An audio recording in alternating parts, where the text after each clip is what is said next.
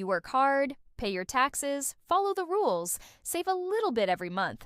Yet by the end of the month, your bank balance looks like a joke. You're not alone. Ask any salaried person, and they will tell you how frustrating it can be to see your hard-earned money vanish into thin air. Now, if you add some basic math to this, you'll see that the average Indian is spending 1.09 lakh rupees every month on essential goods and services. The number includes high income tax, high petrol cost, high grocery bill, and high rent. Also, no savings. That's what this figure translates to. The average Indian today is spending all his or her take-home salary on survival, and there is nothing left to save. Basically, the salaried class has become the new poor. But why? Why are people struggling to make ends meet even with a decent-paying job? And why does it feel like the world is designed to keep you poor? In this video, we will answer these questions. We will show you data that will explain why the middle class is going broke, and we will also share a few tips that will help you navigate through these testing times. Trust us when we say this. You are not alone in this. So, buckle up. Here's one story that will resonate with all of you. This is about two friends. One lives in a big city, let's say Mumbai. The other lives in a smaller town, let's say Nashik. Both the men are project managers in tech. Both earn around the same amount of money. Both are equally skilled. Both are equally hardworking. But their lives are very different. Our friend in Mumbai is in debt. He takes loans to buy the latest iPhone. He travels to exotic locations for weekend getaways. He pays rent for his sea-facing flat. He buys furniture on EMIs, and he drives an SUV. Our friend in Nasik, on the other hand, has a home to go back to. He doesn't have to pay rent. He doesn't need a flashy car because he doesn't need to impress anyone. He can walk into a local store to buy fresh vegetables at reasonable prices. He can eat out without burning a hole in his pocket, and he does not have to spend money on alcohol or cigarettes to socialize. In other words, our friend from Nashik enjoys a better quality of life than our friend from Mumbai, despite having the same salary. Now here's the real question. Which of the two friends do you think is better off? Which of the two would you want to be? We guess you get the point we're trying to make here. Having money is important, but so is having financial discipline. The first will get you the luxuries of life, while the second will get you the basics that really matter. And the problem with most of us is that we often lose sight of the basics while chasing luxuries. Today, we are fixated on buying expensive homes, fancy cars, and designer clothes. We believe that these things will bring us happiness and fulfillment. But studies in positive psychology prove that beyond a certain level of income, luxuries don't make you any happier. You may be surprised to know that people who win lotteries don't actually end up being happier. A study conducted by psychologists at the University of California found that lottery winners were no happier than people who didn't win any money. Today, we are living in a world where everyone is obsessed with showcasing their success, whether it's wearing the right clothes, driving the right car, or taking the right holiday. And all of this is slowly destroying our financial stability. And when we talk about this societal pressure to portray a certain image, we cannot ignore the role of social media plays.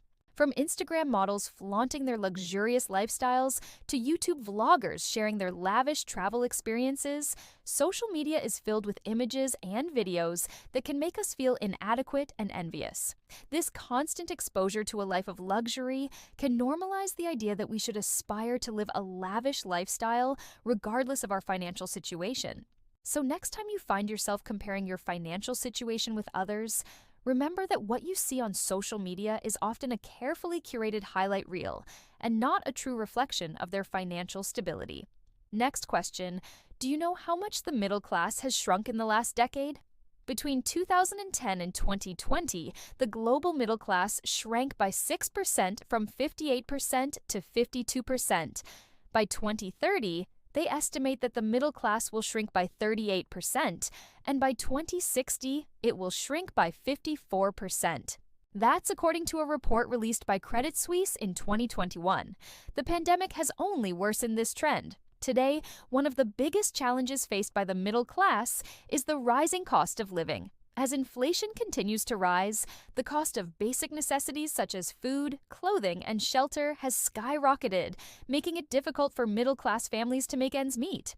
Additionally, stagnant wages have meant that many workers are not seeing their purchasing power increase, even as the cost of living continues to rise.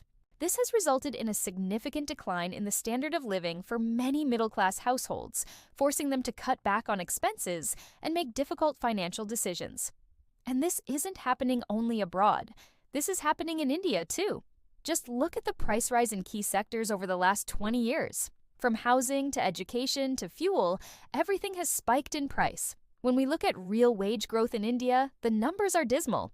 An Oxfam report says that India's richest became 4 times richer between 2001 and 2018, but the incomes of the bottom 50% barely saw any growth.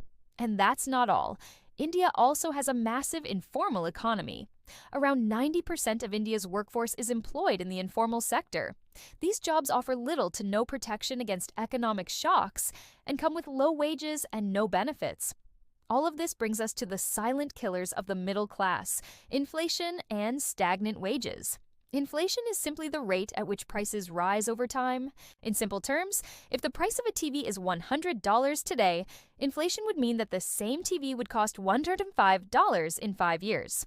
Stagnant wages, on the other hand, refer to a situation where wages fail to keep up with inflation. To put it simply, even though a worker might be working harder and longer hours, their take-home pay remains the same or even decreases due to inflation. When wages are stagnant and inflation is high, the purchasing power of the middle class declines. They have less money to spend on goods and services, which affects businesses and the overall economy. So, what's the solution? The answer lies in balancing our desire for luxurious lifestyle with the need for financial prudence. Here are a few steps that can help you strike that balance.